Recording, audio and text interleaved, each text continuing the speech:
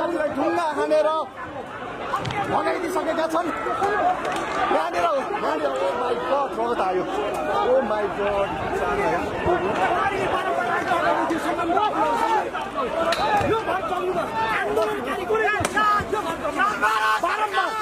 बारम्बार बसिरहेको ठाउँमा बारम्बार यहाँ हेर्नुहोस्, यो राज्य सरकारको आतङ्क, यो राज्य सरकारको आतङ्क बसिरहेको ठाउँमा।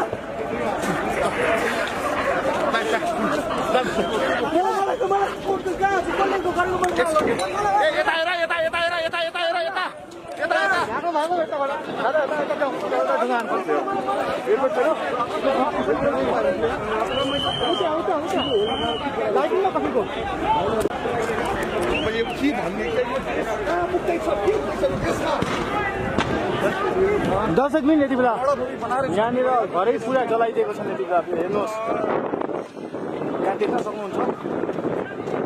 आशा गरौँ यो भित्र अहिले कोही पनि मानिसहरू नरहेको हामी अहिले त्यही एउटा आशा गरौँ दलका नेताहरू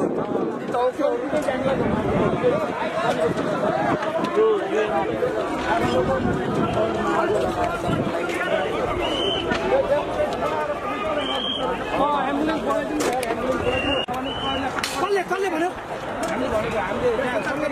सँगै गएको मान्छेलाई हामीले भनेको सञ्चारकर्मीभित्र हुन्छ, निस्किनु भएको छैन नि।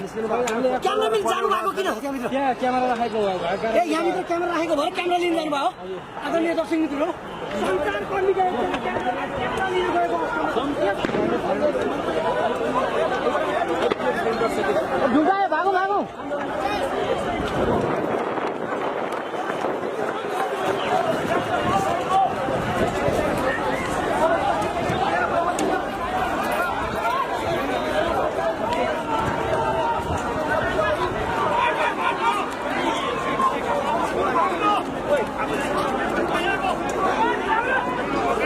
स्थिति एकदम तनावग्रस्त छ यति बेला दर्शकवृन्द।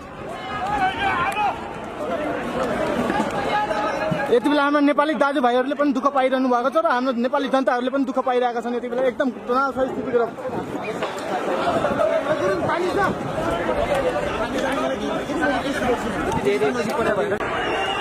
यति बेला शासकहरू मौज मस्ती र हाम्रो नेपाली जनता प्रहरी दाजुभाइहरूले दुःख पाइरहेका छन्। दर्शकवृन्द यति बेला देख्न सक्नुहुन्छ, एक आपसमा नेपाली जनता लडाउने काम भइरहेको छ यहाँनिर।